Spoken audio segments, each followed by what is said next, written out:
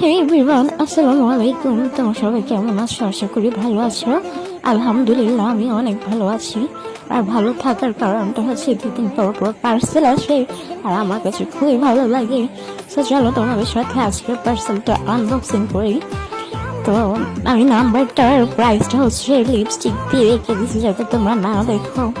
তারপর হচ্ছে এই যে ব্যাগটা এবার খুলি, ব্যাগ না প্যাকেটটা খুলি, তোমাদেরকে দেখাই ভিতরে কি আছে।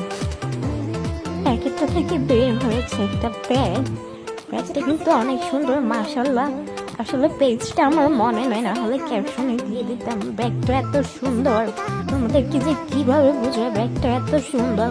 ব্যাগটা এতটা কোয়ালিটিফুল না, বাট আমার কাছে ব্যাগটা অনেক ভালো লাগছে। ব্যাগটা কিন্তু আসলে অনেক সুন্দর।